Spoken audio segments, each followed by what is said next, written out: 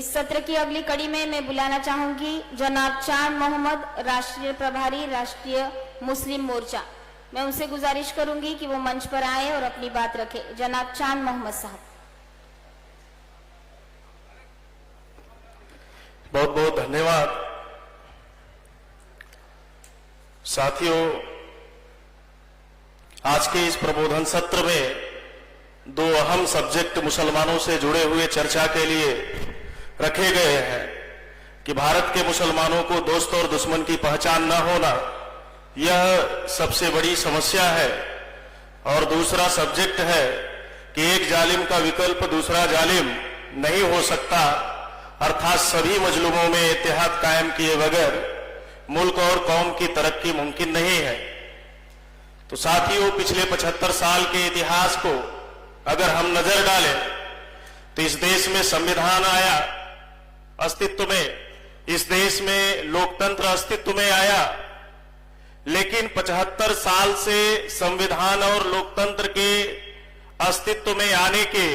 बावजूद भारत का मुसलमान 75 सालों में इस देश के संविधान का और इस देश में लोकतंत्र का कितना बेनिफिट उठा पाया, अगर उसका आकलन करें तो सच्चर कमीशन की रिपोर्ट ये साबित करती है कि भारत का मुसलमान देश में संविधान और लोकतंत्र आने के बाद जिसे आगे बढ़ना था, जिसे तरक्की करना था, चाहे सियासी मामलात हो, चाहे समाजी मामलात हो, चाहे तालीमी मामलात हो, ये तीनों क्षेत्रों में उन्हें आगे बढ़ना था, तरक्की करना था। लेकिन इस देश के संविधान और लोकतंत्र की अहमियत पता ना होने की वजह से या इन दोनों के बारे में उन्हें जानकारी ना होने की वजह से संविधान और लोकतंत्र लागू होने के बावजूद आज का भारत का मुसलमान SC/ST से भी बदतर हालात में है। तो इसलिए ये सवाल खड़ा होता है कि पिछले 75 सालों में आखिरकार इन्हें लोकतंत्र की जानकारी क्यों नहीं हुई, संविधान की जानकारी क्यों नहीं हुई, जबकि गुलाम भारत में अगर हम बात करें 14 अगस्त 1947 के पहले भारत के मुसलमानों की लिटरेसी दर आज के मुकाबिल जो मुसलमान है उससे कहीं ज्यादा थी। आज के मुसलमानों से 33 गुना ज्यादा गुलाम भारत के मुसलमानों की लिटरेसी दर थी। और ये लिटरेसी दर नहीं होती तो ब्रिटिश हुकूमत में नौकरियों में मुसलमानों की भागीदारी 33% नहीं होती। लेकिन 33% भागीदारी वाले समाज का जो शासन प्रशासन के हिस्सेदारी वाला समाज था, आखिरकार क्या हुआ कि 75 सालों में वो शासन प्रशासन में हाशिए पे चला गया। 1.5% तादाद में आज पूरे देश के शासन प्रशासन के इकाइयों का मात्र हिस्सा है। तो ये कहीं न कहीं एक गलती लगातार भारत के मुसलमानों के दरमियान हम देख रहे हैं कि बार बार एक जालिम का विकल्प दूसरा जालिम बन रहा है। तो उसका असल वजह है कि भारत के मुसलमानों को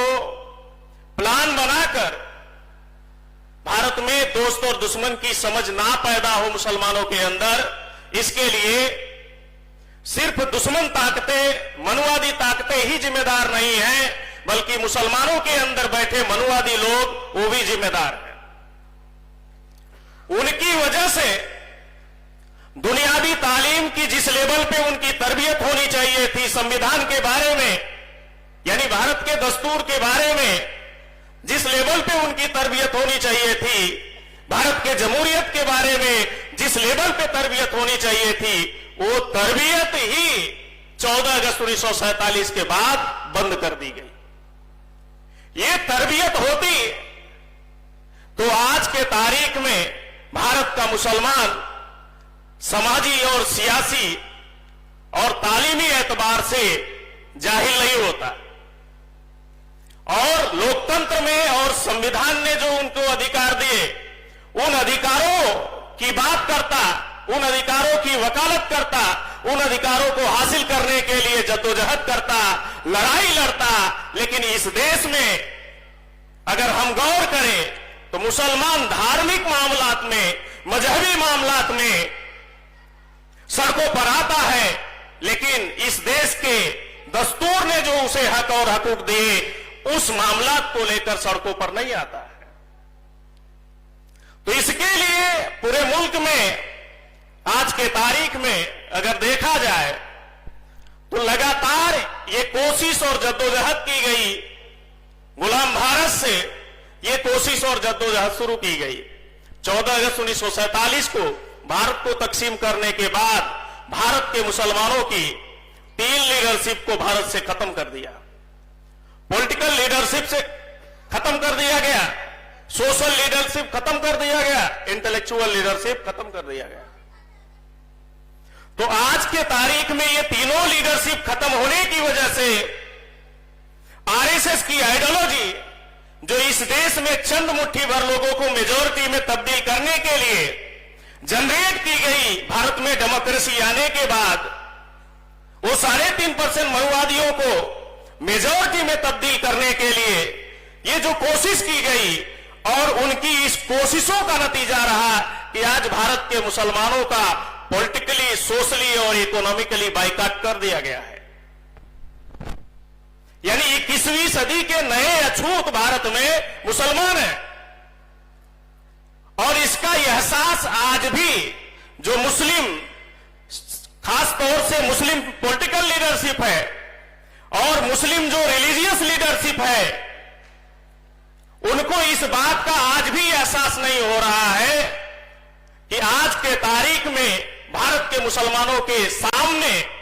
पिछले 1 दशक में जो वाकयात घटे हैं, अगर उस पर हम रोशनी डालें तो कभी लव जिहाद के नाम पर मुस्लिम नौजवानों का कत्ल किया जाता है, तो कभी मॉब लिंचिंग के नाम पर मुस्लिम नौजवानों का कत्ल किया जाता है, तो कभी गौकसी के नाम पर मुस्लिम नौजवानों का कत्ल ही नहीं किया जा रहा है, बल्कि पार्लियामेंट के अंदर भारत के आईन के फंडामेंटल राइट के विरोध में जाकर मुसलमानों की तहजीब को खत्म करने के लिए, उनके हक और हकूक को खत्म करने के लिए कभी 3 तलाक, कभी 370 हटाने का, और कभी इस देश में सीए और एनआरसी, एनपीआर जैसे कानून लाने का काम किया जाता है। आज इस दौर में कभी नमाज पर, कभी हिजाब पर, कभी अजान पर ही पाबंदी आयत करने की बात नहीं की जा रही है, बल्कि आज के तारीख में नबी के शान में गुस्ताखी जैसे मसाइल भी खड़े किए जा रहे हैं। लेकिन हमने ये पिछले 1 दशक में इन तमाम वाकयात को बेहद करीब से देखा। ये बड़े मसाइल हैं, और ये सारे मसाइल मुसलमानों के दरमियान सियासी गलियारे से पैदा किए जा रहे हैं, लेकिन सियासी गलियारे का परमानेंट समाधान के लिए, हल के लिए, रास्ते के लिए भारत के मुसलमानों के कायद आगे आते हुए नजर नहीं आ रहे हैं। इनके किरदार को देखकर लगता है कहीं न कहीं इनकी जड़ें आरएसएस से जुड़ी हुई है। पिछली मर्तबा हमने राष्ट्रीय अधिवेशन किया राष्ट्रीय मुस्लिम मोर्चा का लखनऊ के हज हाउस में 18 सितंबर 2022 को आली जनाब वामन मेश्राम साहब की सरपरस्ती में, कायद में। उसके 2 ही दिन बाद मोहन भागवत दिल्ली के एक मदरसे में गए, मौलाना इलियासी के मदरसे में गए, और मौलाना इलियासी ने कहा कि मोहन भागवत हमारे राष्ट्रपिता है, मोहन भागवत हमारे राष्ट्रपिता है। ये बातें मौलाना इलियासी ने दिल्ली में कहा, मोहन भागवत को कहा। जब ये बातें हमारे नोटिस में आई तो हमने कहा कि मौलाना इलियासी के राष्ट्रपिता मोहन भागवत हो सकते होंगे, क्योंकि हो सकता है मौलाना इलियासी का और मोहन भागवत का एक डीएनए हो, लेकिन पूरे देश के मूल निवासी मुसलमानों के राष्ट्रपिता नहीं हो सकते मोहन भागवत। लेकिन मौलाना इलियासी मोहन भागवत के डीएनए के होंगे, इसलिए वो मौलाना इलियासी के राष्ट्रपिता हो सकते हैं भागवत, लेकिन इस मुल्क के मुसलमानों के राष्ट्रपिता नहीं हो सकते। तो इसलिए बार बार एक जालिम का विकल्प दूसरा जालिम इसलिए बन रहा है कि आज मौजूदा दौर में जो मुस्लिम कयादत है, कहीं न कहीं वो जालिमों को ताकत देने का काम कर रही है, और जब जालिमों का वो ताकतवर और उन्हें ताकत देने का काम कर रहे हैं तो मजलूमों की पीठ मजबूत कर रहे हैं, कभी लव जिहाद के नाम पर, कभी 3 तलाक के नाम पर, कभी मॉब लिंचिंग के नाम पर, कभी फंडामेंटल राइट के खिलाफ जाकर उनके खिलाफ कानून बनाए जाते हैं। तो इसके लिए मैं पूरे मुल्क भर के मुसलमानों को ये पुरजोर अपील करना चाहता हूं कि मुसलमानों को मुद्दों के आधार पे किसी का साथ देना है, किसी का साथ लेना है। और पिछले मैं 2012 से बामसेट के इस तहरीक का मूवमेंट का हिस्सा हूं और मैंने करीब से देखा मान्यवर वावन मेश्राम साहब को कि आज की तारीख में चाहे मॉब लिंचिंग के मामलात हो, चाहे लव जिहाद के मामलात हो और चाहे इस देश में गौकशी के नाम पर मुसलमानों के कत्लेआम किए जा रहे हो और चाहे संविधान के विरोध में जाकर सीए, एनआरसी, एनपीआर जैसे कानून बनाए जाते हो और यही नहीं नबी के साल में गुस्ताखी जैसे मसाइल पर भी 25 जून 2022 को भारत बंद करने का काम किया। मेरा सवाल है उन तमाम मुस्लिम कयादतों से जो हमारे कायद है, तथाकथित कायद है, उनको सवाल है कि जिन सियासी तंजीमों के पीछे भारत के मुसलमानों को पिछले 75 साल से जमा कर दिया जाता है, खड़ा कर दिया जाता है एक इलेक्शन के दरमियान,